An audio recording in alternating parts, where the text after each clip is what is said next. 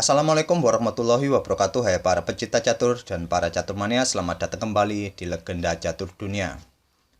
Di video ini saya akan berikan lagi cuplikan salah satu partai dari turnamen Magnus Carlsen Chess Tour tahun 2020 yang diselenggarakan secara online di chess24.com bulan Agustus ini dan sudah memasuki babak semifinal yang diikuti 4 pemain: Magnus Carlsen, Dean Liren, Daniil Dubov, dan Hikaru Nakamura.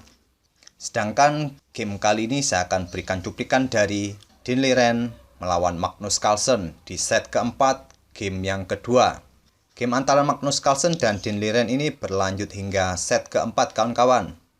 Sedangkan Hikaru Nakamura sudah memastikan lolos atas Daniil Dubov di set ketiga. Dan inilah rekap hasil pertandingan-pertandingan di babak semifinal dari turnamen ini. Selanjutnya kita ke permainan antara Dean Liren melawan Magnus Carlsen di set keempat game kedua. Game antara Dean Liren melawan Magnus Carlsen ini dimainkan tanggal 12 sekitar jam 10 malam waktu Indonesia kawan-kawan.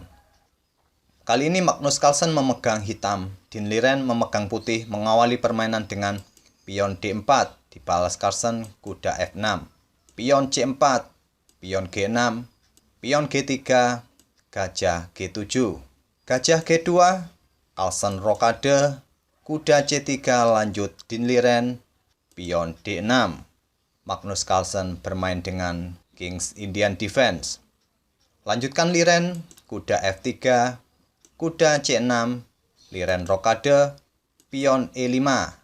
Carlsen memulai inisiatifnya untuk mencoba membuka lajur E dengan menantang pion pusat putih, tapi tantangan tidak diterima oleh Liren, mendorong pionnya ke D5, mengancam kuda. Kuda mundur ke E7, pion E4, menghentikan laju pion hitam di lajur E sekaligus menjaga agar petak tengah tetap tertutup. Carlsen melanjutkan pion B6. Mungkin pion C6 ataupun pion H6 patut dipertimbangkan oleh hitam dalam posisi seperti ini. Jika hitam memilih pion H6 ini, tujuannya adalah untuk mengontrol peta G5. Tapi di permainan aslinya Magnus Carlsen memainkan pion B6. Dean Liren melanjutkan beteng bergeser ke B1, pion A5 mencegah putih memainkan pion B4. Namun kali ini Liren melanjutkan langkahnya dengan beteng ke E1. Kuda hitam D7 membuka jalan bagi pion hitam untuk maju ke peta F5 di langkah-langkah selanjutnya. Pion A3 mempersiapkan pion maju ke peta B4. Dan pion H6 mengontrol peta G5 agar kuda tidak melompat ke peta G5 karena selanjutnya hitam akan mendorong pion ke F5. Jika peta ini tidak dikontrol oleh H6, kuda akan melompat ke peta G5 kemudian melompat lagi ke peta E6. Oleh karena itulah Magnus Carlsen mencegah pergerakan kuda dengan pion H6 ini. Dean Liren pun melangkahkan kuda ke H4, mengetahui rencana Magnus Carlsen untuk mendorong pion ke F5, sehingga dia mencoba mengontrol peta F5 dengan kudanya. Carlsen tetap mendorong pion F5, pion E pukul pion F5, dipukul balik oleh Carlsen dengan pion. Menteri putih ke C2, mencoba memberi tekanan pion F5 bersama dengan kudanya. Kuda F6, pion B4, Dean Liren berinisiatif bermain di sayap menteri. Gajah ke D7, pion C5, pion A pukul pion B4, pion A kembali pukul pion hitam. Carlsen melanjutkan langkahnya dengan pion E4. Mencoba untuk mengontrol peta D3 serta peta F3.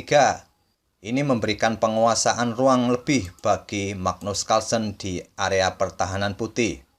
Lanjutkan Dean Liren dengan pion C6 mengancam gajah.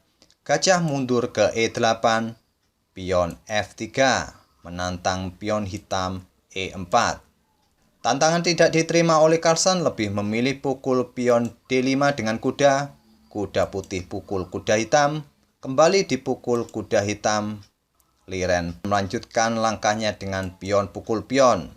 kembali dipukul pion hitam, gajah pukul pion E4, kuda ke C3 mengancam beteng. Kita sudah memasuki momen-momen yang cukup krusial kawan-kawan di game kali ini. Karena di langkah ke-23 ini, Magnus Carlsen mempunyai dua masalah, yaitu masalah waktu dan masalah posisi Magnus Carlsen itu sendiri di permainan ini. Karena sampai langkah ke-23 ini, posisi Dean Liren jauh lebih unggul dari Magnus Carlsen. Sedangkan di masalah waktunya, Magnus Carlsen selisih 4 menit dari Dean Liren. Magnus Carlsen menyisakan 2 menit terakhir di game kali ini kawan-kawan. Dan sekarang giliran Dean Liren untuk melangkah. Di langkah ke-24 berikutnya ini, Dean Liren memberikan kejutan bagi Magnus Carlsen. Silakan pause video ini untuk beberapa detik, temukan langkah kejutan itu kawan-kawan. Langkah kejutan dari Dean Liren adalah gajah pukul pion H6. Boom. Tentu saja langkah dari Dean Liren ini mengejutkan bagi Magnus Carlsen.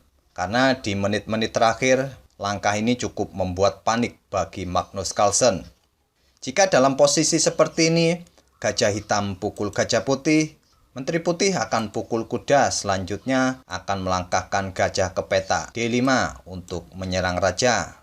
Diikuti langkah-langkah berikutnya menggeser beteng ke peta E6.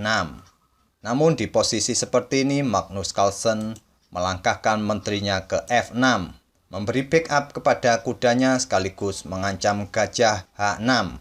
Liren kembali melanjutkan serangannya, kali ini gajah ke H7 skak, raja ke H8. Jika raja ke F7, maka beteng putih akan ke F1. Menteri hitam pun akan jatuh. Dan Magnus Carlsen pun menggeser rajanya ke H8. Liren melanjutkan beteng pukul gajah, mengorbankan pertukaran perwira untuk menghilangkan perwira yang mengontrol peta G6. Beteng pukul beteng, kuda ke G6 skak, raja pukul gajah.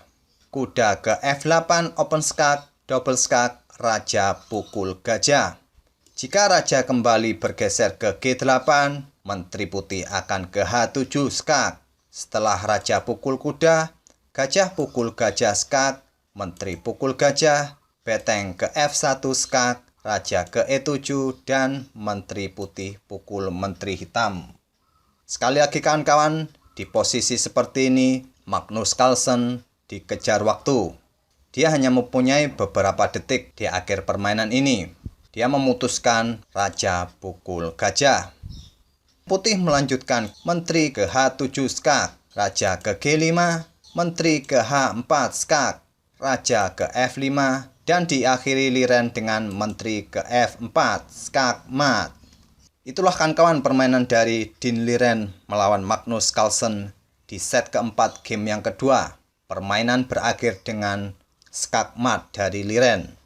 Jarang terjadi kawan-kawan permainan hingga berakhir dengan skak mat. Paling tidak lawan akan menyerah di langkah-langkah sebelumnya saat dia menyadari bahwa tidak ada yang bisa dilakukan lagi untuk menyelamatkan rajanya. Tapi karena posisi Magnus Carlsen sudah berada di detik-detik terakhir, mungkin Magnus Carlsen sudah blank waktu itu untuk memutuskan lanjut atau menyerah. Magnus Carlsen pun melanjutkan langkah-langkahnya hingga skak mat oleh Dean Liren.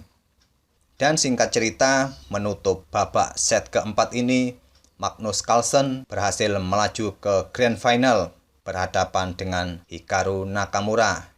Sampai bertemu di video-video berikutnya. Wassalamualaikum warahmatullahi wabarakatuh.